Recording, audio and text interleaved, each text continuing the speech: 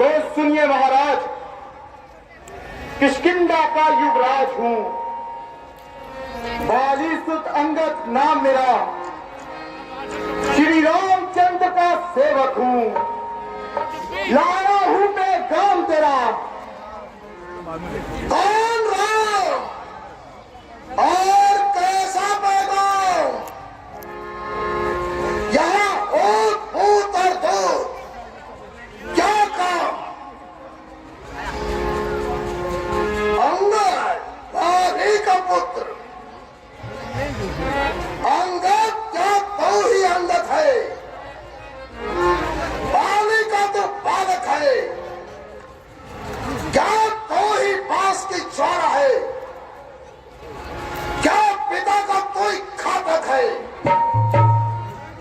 यदि होता गर्भ नष्ट तेरा, होता और आवाज नहीं, तपस्वी का दूध कहलाने में आप तो तुझ का नाश नहीं। महाराज, आप कुछ भी कहें, मैं आपकी बातों का बुरा नहीं मानता, बल्कि आपकी सब बातों को सुनता हूं। आपको समझाना अपना कर्तव्य मानता हूं, क्योंकि आप मेरे पिताजी के मित्र भी रह चुके हैं और आप कुछ अरसे के लिए उनके मेहमान भी रह चुके हैं। इसलिए मुझे आपसे कुछ खास हमदर्दी है, और इससे पहले भी हनुमान जी द्वारा आने वाली तबाही मुतल्लिक सूचना दी जा चुकी है। हमारे पास इतना वक्त नहीं, हम तुम्हारे फालतू की बातों को सुने। अरे साफ साफ बताओ, तुम यहाँ क्या लेने आए हो? मुझे भगवान ने आपके लिए पास इसलिए भेजा है क्योंकि मैं आने वाली तबाही के बारे में आपको सूचित कर दूं। आपका एक साधारण सी बात के लिए खून मत बहाने के लिए मुतलबिक सोचना ठीक नहीं। ये आप जैसे राजा को शोभा नहीं देता। महाराज, आप इस इंकार की तलवार को कुछ समय के लिए खूंटी पर टांग दीजिए, ताकि आज तेरे कारण उसके नाम पर कलंक का टीका न लगता। मेरे पिता ने जो सलूक जो अपने छोटे भाई के साथ किया, उन्होंने उसका फल पा लिया, और मरते समय पिताजी ने मुझे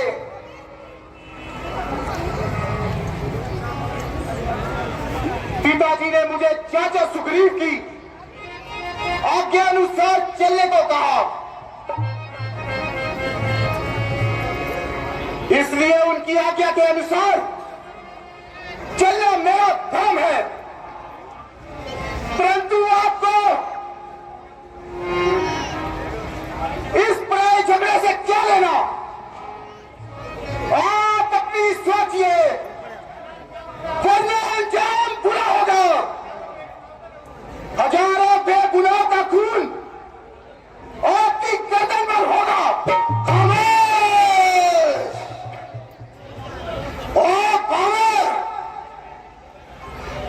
कैंची की तरह जुबान चला रहा है। हम इसलिए तेरा लिहाज करते हैं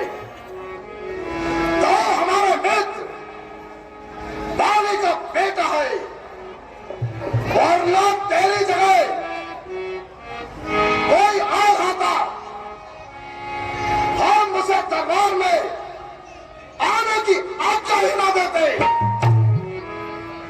तो अपनी अकल से सोच,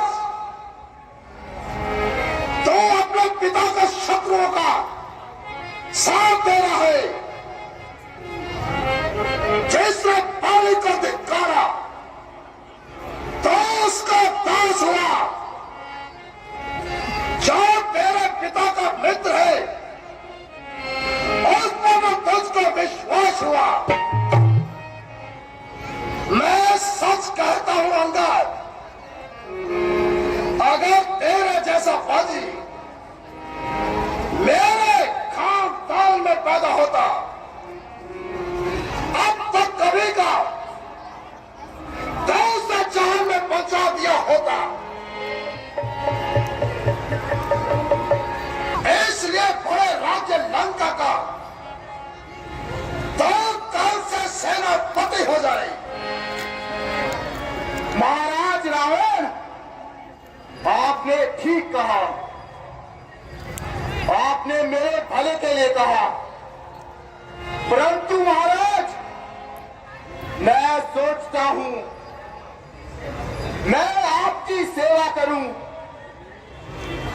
मुझ में ऐसी योग्यता कहा, लंका का सेनापति बनूं, ये बुद्धि और वीरता कहा। सेनापति अगर चाहते हो तो रामातल में हाजिर है, तो 4 नहीं वहां सैकड़ों सेनापति बनने के काबिल है। शायद ही मंजूर करे कोई इस गंदे चेहरे को। नारियां चुराई जाए जहां, कोई नहीं है रहने को। क्या कहा महाराज? एक बार दोबारा कहिए, मुझे आपकी बात पर यकीन नहीं हुआ। एक मामूली सा बानर आपकी लंका चला गया। अब आपने क्या कहा? या उस छोटे से बानर ने क्या सचमुच ही लंका दहन किया? क्या जाने लड़ना रण में वो पूछ नचाया करता है, भाग दौड़ में वो नामी चोटियां घुमाया करता है। सुग्रीव ने उसे चलते समय काम तो 4 बताए थे। पहले लंका जाते ही श्री माता जी की सुध लेना, लंका नगरी उठाकर सागर बीच दे देना, तीसरा काम सीता माता को कंधे पर बिठाकर ले आना, चौथा पंडित रावण को साथ अपने ले आना।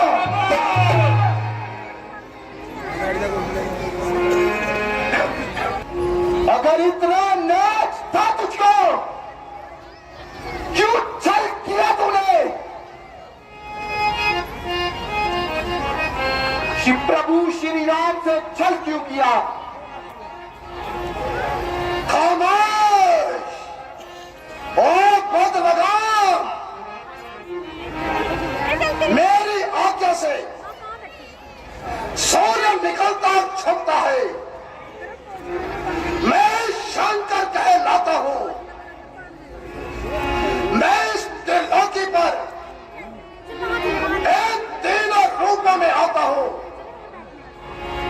अभिमानी लंकेश, जब मौत किसी की आती है तो अकल भी मारी जाती है। मत में अंधा हो जाने से उल्टी बुद्धि हो जाती है। ओ जलील,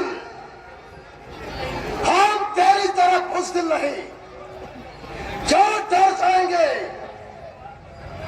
और इस तेरी बकवास को सुनकर हम घुटना टेक देंगे।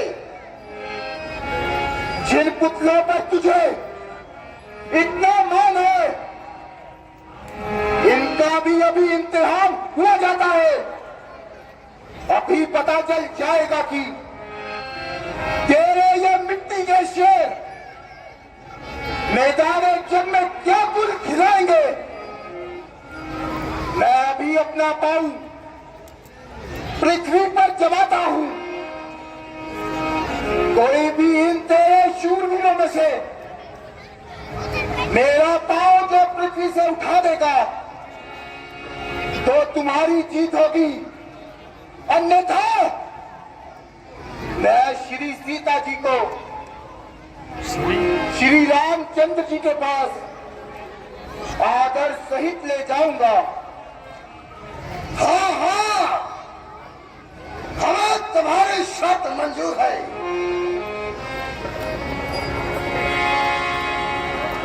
जो मन चरण छुरावन हारी, तब है राम सिया में हारी, तब है राम सिया में हारी। जय सिया राम, बोल सियापति रामचंद्र की जय।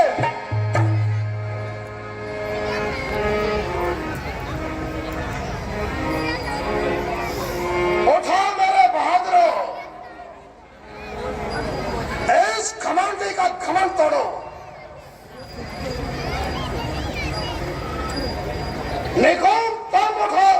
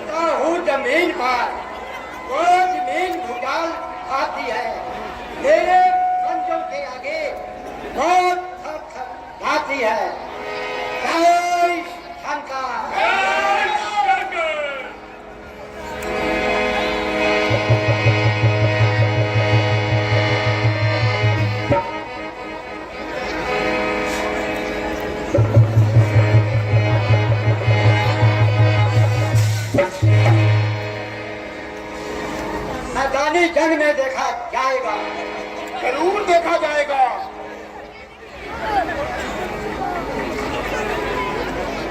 अधिकारी तुम उठो।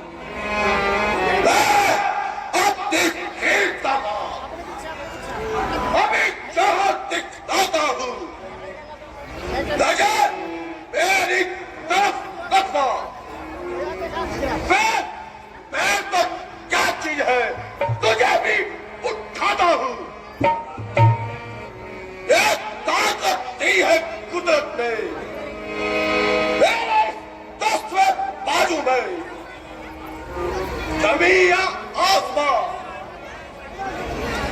उठा डालू मैं इस तराजू में।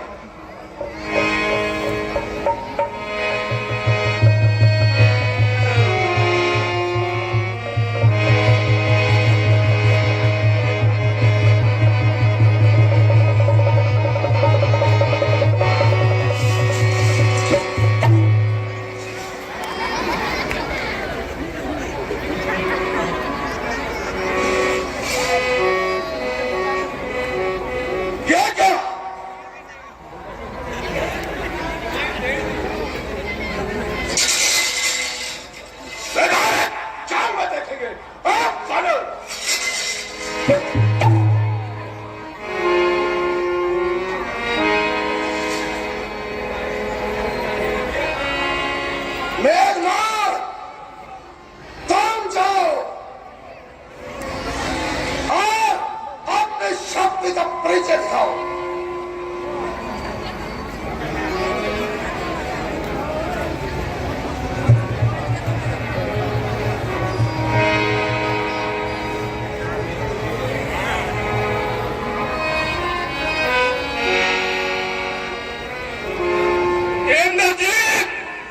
इंद्र विजय के नाम का यश पाने वाला एक मामूली से बनर के चरणों को हाथ लगाए। इसे तो मैं तेरे जन्म देखूंगा कि कितनी देर और जमा रखेगा।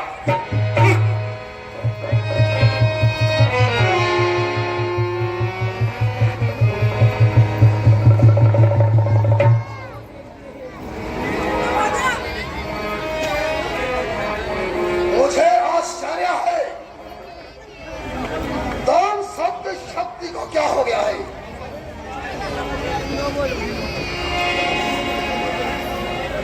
खड़ा है सामने अंगद, धर्म अपना मिटा है तू।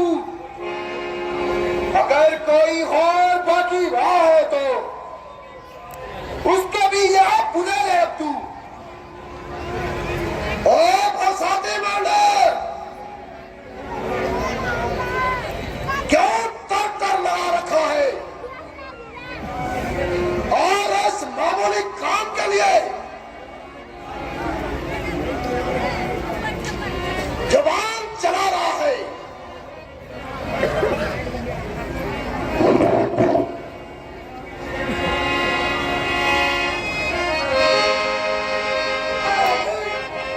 तेरे अभिमान को तोड़ता हूं।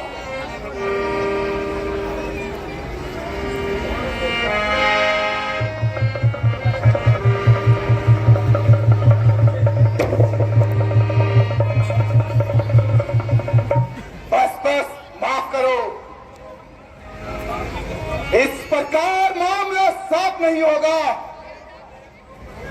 और मेरे पास पड़ने से तुम्हारा कसूर माफ नहीं होगा। श्री रामचंद्र जी की सेवा में जाओ और उनके चरणों में जाकर अपना शीश झुकाओ।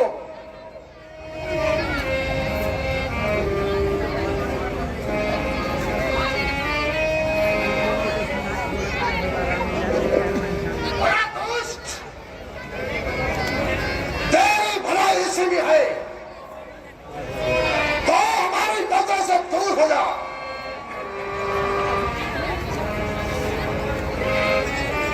ये तेरी सरासर हिमाकत है।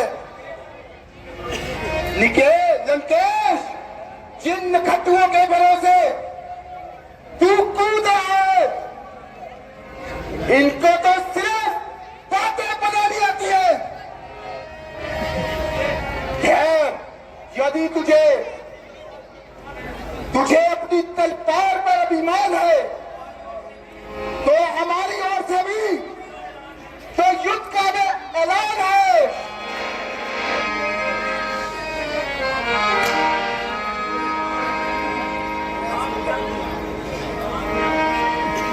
रामचंद्र